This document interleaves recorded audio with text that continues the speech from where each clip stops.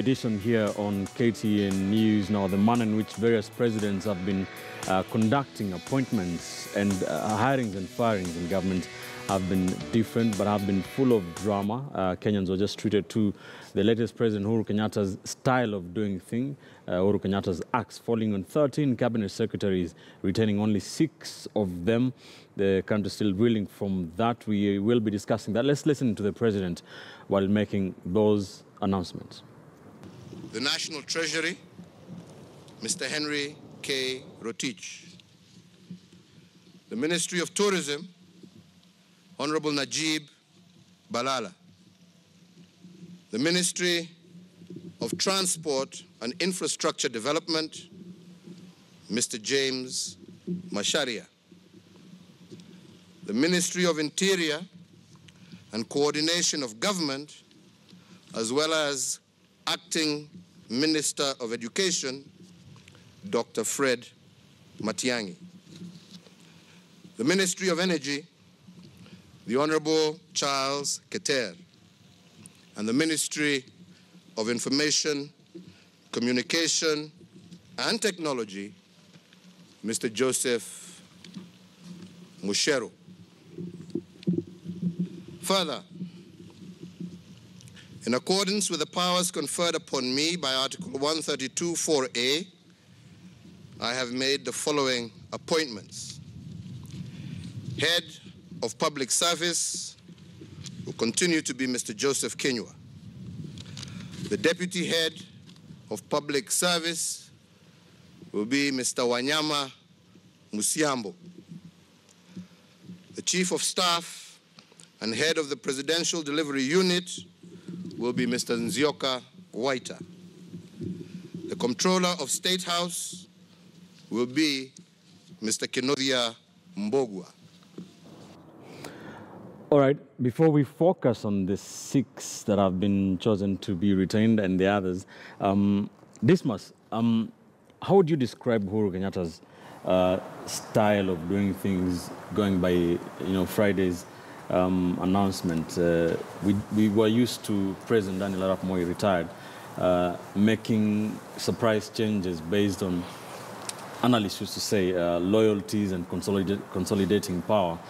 Some of them not aware when cabinet reshuffles were happening, some of them learning whether they've been retained or sacked via the news. How would you describe Uhuru Kenyatta's style? Maybe we go to a bit of history. During the time of when President Moi was in office, I mean, most cabinet ministers wouldn't go for lunch till it's after 1:30, because you would easily get appointed or get fired over the 1 o'clock bulletin. And maybe for the younger audience, at that stage you didn't have mobile phones, so there was no breaking news, there was no 411. And if you decide to go for lunch at any prime hotel, maybe at 12:30, and you get fired without your knowledge, as soon as you're done with your lunch, you go to the car park and you just discover your driver, bodyguard, and the vehicle. The people have just disappeared into thin air. So people would just wait for 1:30, that's when they go for lunch, after they have confirmed that they've not been fired, which was a very good way of creating suspense. And everybody knew that President Moi's word is law. And people would always be looking for Linjiru to try and read his body language to find out whether the president is about to make change or not. And I suspect that's the same thing that the president is doing today, President Kenyatta. Because when he said there was going to be a news briefing, people were hoping that he was going to be discussing free secondary education or something around textbooks. Even State House insiders did not know.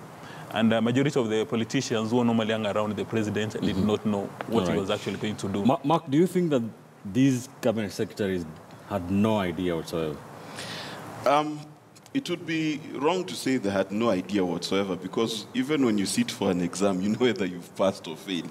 And for some of them, given the public sentiment and the general public opinion, they must have known that there are going to be changes. Also, let's remember that the president did say that there are going to be some changes to cabinet, which is, again, what you sign up for when you sign up to be a cabinet secretary. You sign up to serve at the pleasure of the president. That being said, there's a lot that still is yet to be seen. A lot of people say that these 13 people have been sacked. I'm kind of not sure yet, simply because there are lot of positions left, and there are people like Amina Mohammed who you would not think would be left out. So I think the jury is still out on that. I think they're in limbo, quite definitely, or if you're Catholic, they're in purgatory, and they're burning a little bit, but the prayers of the saints might quite rescue them in this particular time. Husband, do you think so? Some people seem to think that there are no... People are not fired in government. Their names are omitted, and that's the end of it. Yeah, and I think the tradition is very simple, that if your name is not there, you're fired. And I think that is what makes it a lot more difficult for the 13. But you look at the names that still remain among the 13, and you are convinced that no one has been fired. The fact that you have, Ambassador Amina Mohammed there, the fact that you have Mwangi Kiunjuri there, the fact that you have Eugene Wamalwa there gives you some sense that, you know what, it is not conclusive that they are fired. Mm-hmm. But from what President Uhuru Kenyatta did on Friday, it is almost clear that the ones he confirmed on Friday are cabinet secretaries who have, one, performed, number two, are experts in their field, and they are very professional in how they've carried out their duties. So for me, the ones who have been confirmed in the different portfolios are just people who are good at what they're doing. They fit the portfolio. They've demonstrated enough expertise in what they're doing. Look at somebody like Joe Musheru. Look at somebody like James Macharia, from health to transport. And his background is in banking. At some point, he was the CEO of NIC Bank when I worked for NIC. I mean, a top-notch professional and an expert. Whatever he has done, he doesn't have to be politically right. I think the 6 that have been retained, it's a bit clear that it is because of what they've done. All right, we'll get into that. Mutinda. Yes. What is the fate of the 13 from what you said? First, I want to agree with Esbon here that was a vote of confidence from the president in relation to how these ministers have performed in their dockets, because it does.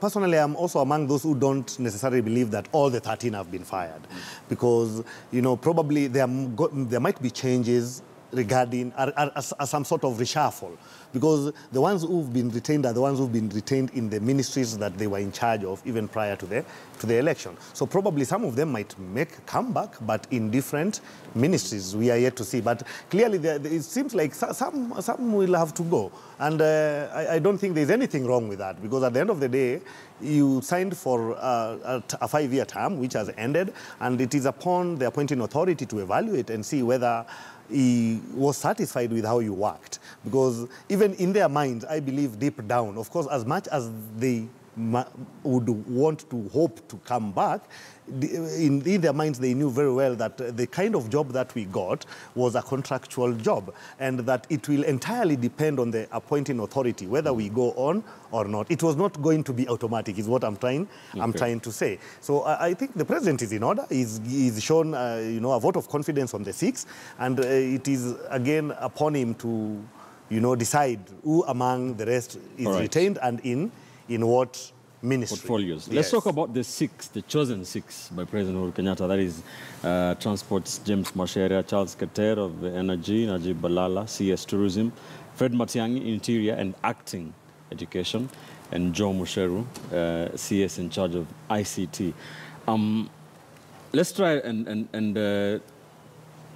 think like Uhuru Kenyatta and Deputy William Ruto probably. What were they looking at from where you see Dismas? Why James Macharia? Why Charles Keter? Why Najib Balala? Why Fred Matiang'i? And why Joe Musheru? Well, Ben, maybe let's look at the basics first. And in my view, in Kenya, we should develop a practice for resigning.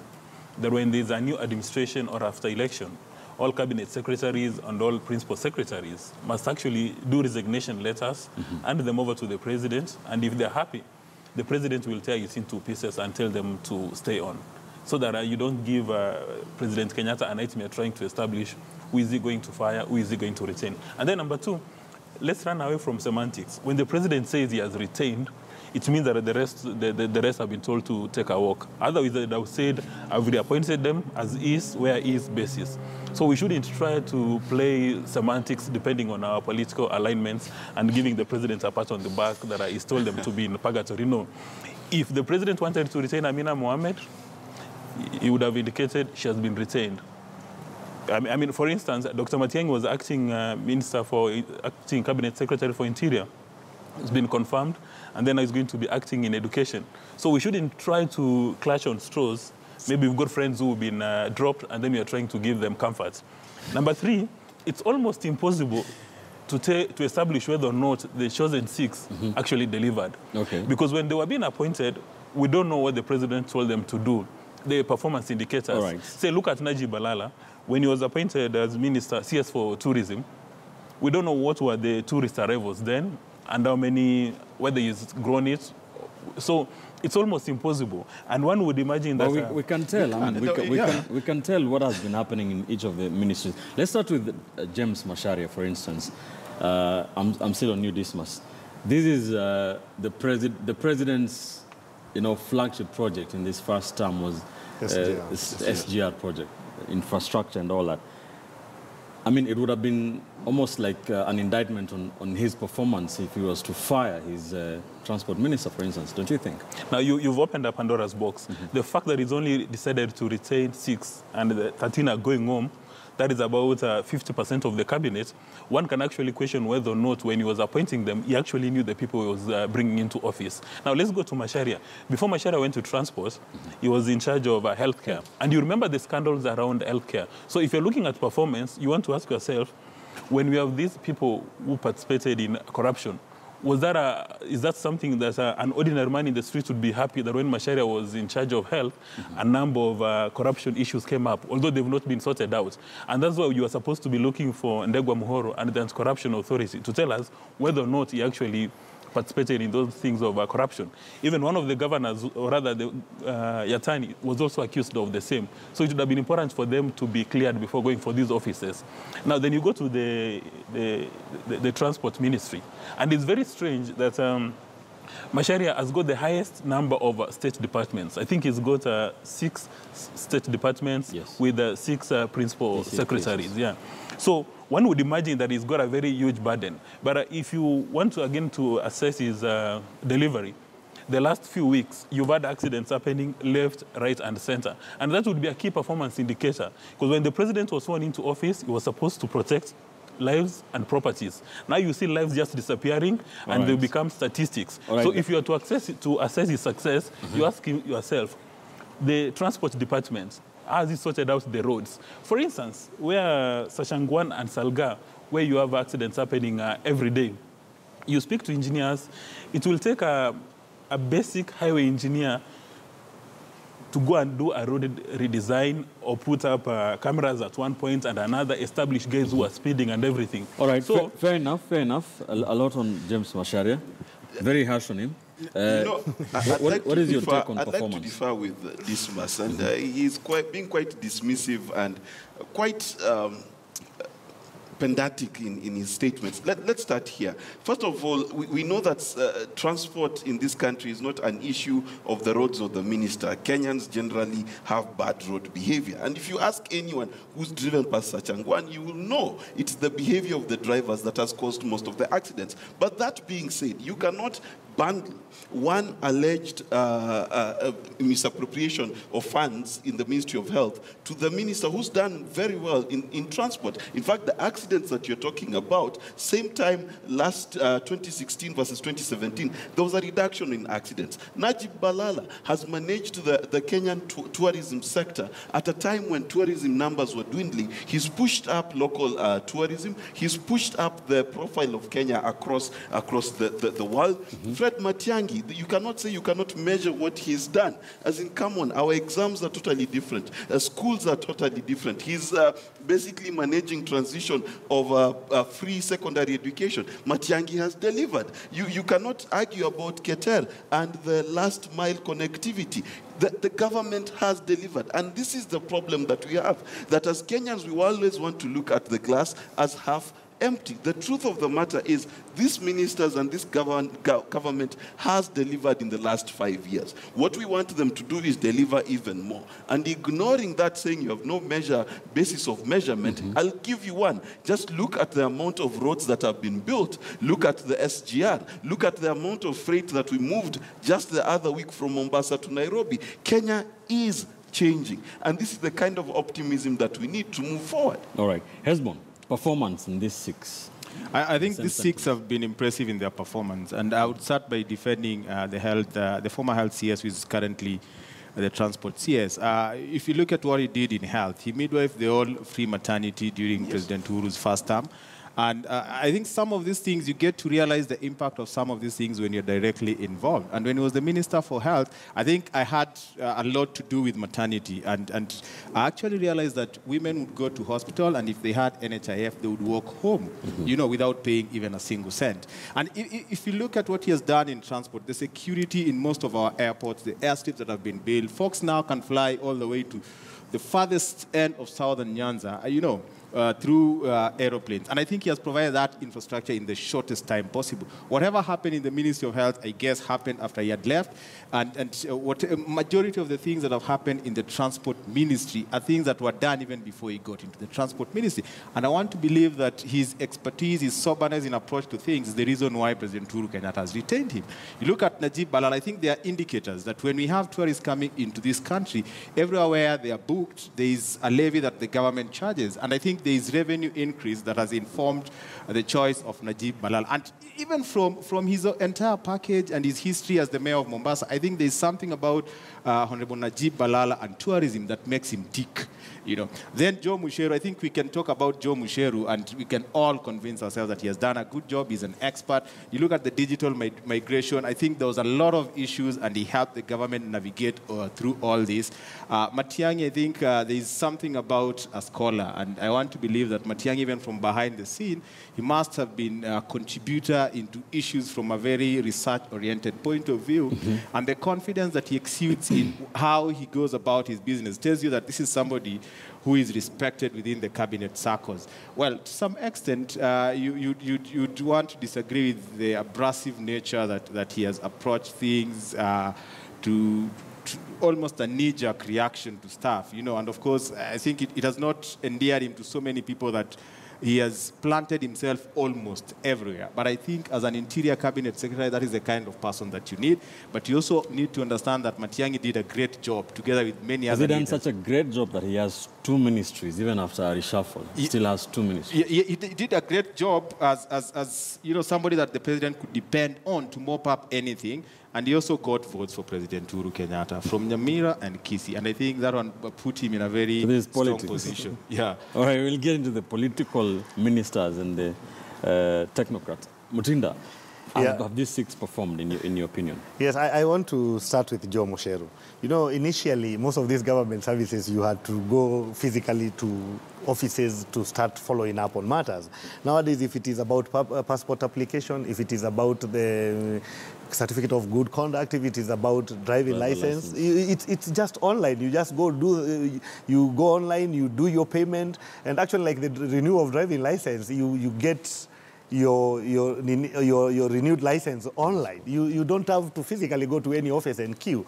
And these are major milestones. Considering where we've come from, you to set almost a day aside to do some of these things. Nowadays, it's just a matter of a few minutes and you're done. So you can't wish that away. Look at the exams, the chaos that we had in the national examinations.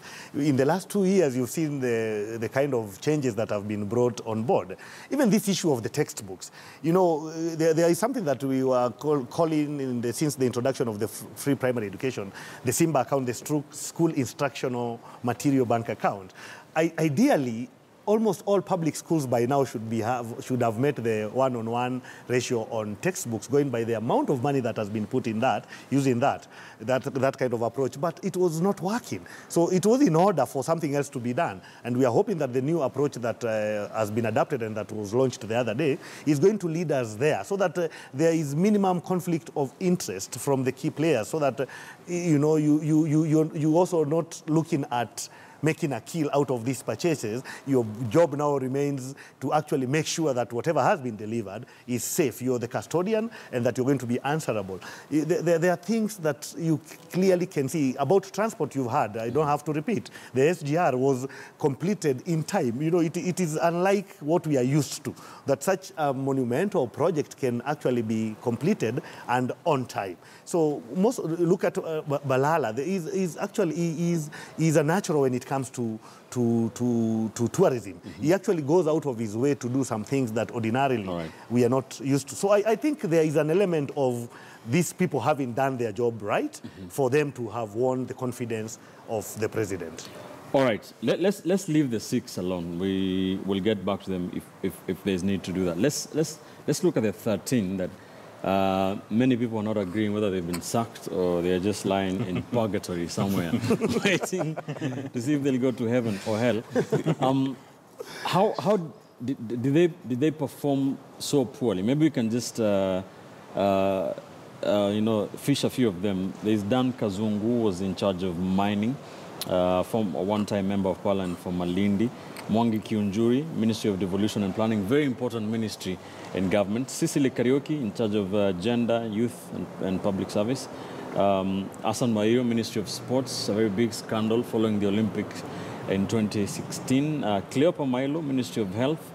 Adan Mohammed, a Technocrats, banker, who was in charge of trade and industrialization. Willie Betts, another Technocrat, who was in charge of agriculture, livestock and fisheries. Judy Wahungu, very quiet minister for the 5 years. Phyllis Kandiye as well was in charge of labor, very quiet, if you ask me, in a year where there was so much industrial action. Jacob Kaimenyi in charge of land, and Rachel Omamu, as well as Amina Mohammed, of course, in charge of foreign affairs, as well as Eugene Wamalwa, Ministry of Water and Irrigation.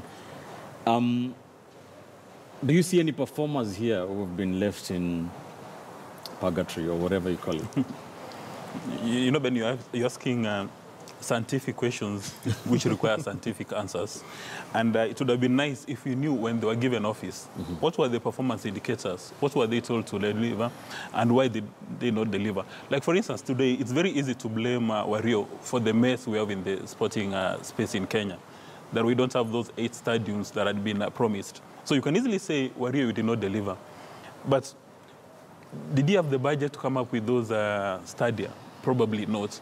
And when you talk about our performance at the Olympics, was he responsible? Was he part of the guys who went there just to enjoy whiskey, single malt, and come back without delivering anything? Where does the buck stop in the That's why maybe we needed to look at the entire budget and find out whether actually money was allocated to build up the stadia in several places. And maybe at the end of the 4 financial years or 5 financial years, the resources actually went back to the national treasury because Wario has not been able to deliver. You've got federations in Kenya that have no respect for the rule of law and order. They don't respect governance. A few days ago, we were supposed to host a major tournament. We were not able to do it. So you want to ask yourself, did the ministry have the budget and they were unable to deliver, or the only resources they had was to pay salaries? But I think for Wario, I don't think it's that anywhere in purgatory. For hosting the CHAN, for example, must be knowing where he did not need the 5 new stadia. Just needed to have to refurbish the ones we had. So I'm sure the budget must have been there.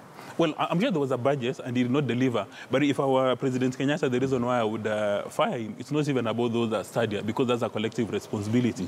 It's because when we were coming up with the anti-doping legislation, he misled everybody into believing that we've actually passed that nice piece of legislation and the president signed it into law, only for it to be rejected by international community. For Amina Mohammed, people who know her say that she's been a very smart envoy working out on the ICC issue. She's got a one-on-one relationship with the majority of the bilaterals. But again, people on the flip side say she doesn't enjoy a very good relationship with our neighbors, that our neighboring presidents do not have a lot of time for her. So really, it's a mixed ball. But at the end of the day, what we are supposed to be looking at, what really serves Kenya's best interest. Like, for instance, when you're looking at Amina Mohammed, one of the things she was supposed to do is to drive the bilaterals and multilaterals, the economic diplomacy, so as to create opportunities for Kenyans all over the world. Now, how many bilaterals did she cause to be signed or multilaterals, and have Kenyans actually taken advantage of that? Do Kenyans even know that we have a bilateral with Angola and Ethiopia, that we can go and take advantage of these opportunities? And for me, it would have been nice if the various ministries had deployed a very effective communication strategies, maybe retain Hezbollah, so that we are able to appreciate their successes. For instance, when you say that Najib Balala has increased the tourist arrivals, their communication team need to tell us that when Balala came, we were receiving 1 million tourists. And 2 years later, we are now at 5 million. So you can say from the time you came to office, we can actually see 4 million. But you know, forming opinions or coming to conclusions using information which is not very scientific is just, you'll not be doing any justice. There's a very high chance that one of the cabinet secretaries who's not been retained, Professor Githu Muigai, has done very well. But maybe there's nobody to blow his trumpet the way Mark has been doing here. And I suspect if Amina Mohamed was in that list, who has been retained, the list of the people who have been retained, and Wario, there would be a number of panelists here would be saying this guy has performed very well. And again, I think we should run away from the culture of deceit and call a spade, irrespective of the outcome. If a minister has done very well, like Dr. Matiang'i, because Dr. Matiang'i, even if you appoint him today as a cabinet secretary without a portfolio, you will see results somewhere because he dedicates himself. When he was in ICT, he did very well. Whatever we were talking about here about digitization, that was Dr. Matiang'i. Let me ask, but before that, let me remind you, the Dismas, that you say that you need scientific, but you're the same person who says that development is very disruptive, that you will see it. Yes. Yeah, I can just, on Dr. Matiang'i, we can talk about it. Because when Dr. Matiang'i took over the Ministry of Education, people were cheating all over. They did something, in our time it used to be called Mwakenya, and there was nothing happening. But working with Professor Magoa and the rest of the team, you saw some sort of military accuracy in the way the exams were being delivered. That's one aspect. Now, the second aspect you want to ask yourself, what about the content? Because when you speak to people in NAT or KUPPET, they say it's a big sector. So exams being done without cheating, that's very solid. Because we are, as a nation, we are getting to some place where our qualifications were not gaining favor anywhere in the world. You've got a university on top of a brothel. The graduates are all over town running, as I said earlier on, naked. People are beginning to wonder, what kind of education system do you have in Kenya? But with Matiang'i coming, is sanitizing it. But we need to ask ourselves, if he had a 10-point plan, out of those 10 agenda items, did he deliver everything? When he went to the Ministry of Interior, and you know, he was given the position at a very sensitive time, but he immersed himself into the security sector and he was able to understand. But our conversations would be more solid if the various, if we actually saw the handover notes, the ones they're giving to Mr. King. All right. Mark, what do you think about this 13? Dan Kazungu was the Ministry of Mining too quiet? Mwangi Kiunjuri, what happened in devolution from a political point of view? And what about the rest? Adan Mohammed, Willie Betts, Phyllis Kandie? One of the things that you will find true for the majority of those who are not mentioned in the president's list, if I asked you to close your eyes and tell me how Judy Wahungu looks like, how Cecily looks like, how Kandie looks like, you'll be very hard-pressed to find out who they are. And if you don't know who they are, it is even harder for you to know what they have done. And that's the question, really, that I think the president is trying to address. Because you can have, I've been told by people who know Madam Wahungu very well, that she's done a brilliant job as far as the environment is concerned. Do I know any of those things? No. Plastic ban. Plastic ban, yes, that's a good thing. A bit late in the day, though, but a good thing. But there was even banning of shisha. So we start here. When you appoint a cabinet secretary, are you appointing purely a technocrat, or are you appointing someone who will represent you as president in that particular ministry? Are they showing off the characteristics that you want to show of your administration and your ideology and philosophy as a person? What I think a lot of these 13 have failed to do is to carry out their mandate, not just in terms of technically being able to deliver it, but in a manner that has political weight and has the minds and the imaginations of Kenyans focused on the issue. One of those guys that, of course, is the shining star in both being able of being a technocrat and a politician is Fred Matiang'i. He's been able to play the PR war while actually doing his job. And the appointments that are going to come up, I can bet you, will be people who are able to deliver, but are also able to play to the public gallery. Because I think what Jubilee has realized, that if you do the best thing in the dark and no one sees it, then you're in trouble. It's the age-old adage that if a tree falls in the forest and no one hears it, did it really fall? Eugene Wamalwa. Eugene Wamalwa, Amina Mohammed. Eugene Wamalwa, Amina Mohammed, Mwangi Kiunjuri. I want to believe that, contrary to what Dismas is saying, I don't think they'll go home, and they give hope to the 13 cabinet secretaries that indeed what the president has done does not mean that they're actually sacked. Because you look at Eugene Wamalwa and the naming of these 6, what I get in all this is the fact that the president is actually trying to test waters. And it is increasingly becoming clear that he cannot succeed with leaving Eugene Wamalwa out, because that would then mean that he is losing a big chunk of, a voting bloc that is squarely within the opposition stronghold. And I don't think that is an area he wants to go to. So Eugene Wamalwa is certainly, in my own opinion, going to come back. It's not like he has not performed. He has performed, and we can see, although not scientifically, that there is a lot that he has done in terms of what the docket requires. Yes. He has brought in some political clout in the Western and Rift Valley region, which cannot be wished away. So the issue here is, to what extent do you deal with that if you get rid of Eugene Wamalwa? I don't think Jubilee can afford to do that, and they'll have to retain him in whichever other portfolio. It might not be water. Now, Mwangi Kiunjuri, again, you remember that the president prevailed upon Mwangi Kiunjuri and told him, don't go for the gubernatorial seat, I still need you. And since Mwangi Kiunjuri was appointed as the devolution CS, I think he brought some political clout into the ministry, and to a large extent, I want to say that he did a lot for this government in terms of, devolution deals directly with the governors, and the presence of the central government was highly entrenched in what the governors were doing. And of course, it's credit to Mwangi Kiunjuri. I don't see why he should be dismissed. And to a large extent, I agree with what Mark is saying, that most of these cabinet secretaries are actually suffering the consequences of perception, that they're in ministries where they are not perceived to be doing a lot because those ministries are not very colorful. Look at somebody like Dan Kazungu, for instance, the mining ministry. From where I see it, he has done a lot. I mean, I've attended the mining forums, and I've seen how he has brought on board different counties, including my Migori County that has, gold mineral deposits in a place called Makalda. And we've interacted with investors, and I think conversations are still going on. I don't think those are things that Kenyans are interested in, but those are very critical things as far as the Ministry of Mining is concerned. Mm-hmm. But because I'm passionate about sports, I think if there's one person who should go as early as yesterday, is the Cabinet Secretary for Sports. I mean, as a Cabinet Secretary, I think the first thing is you're an advisor to the central government. And it doesn't have to be you doing stuff.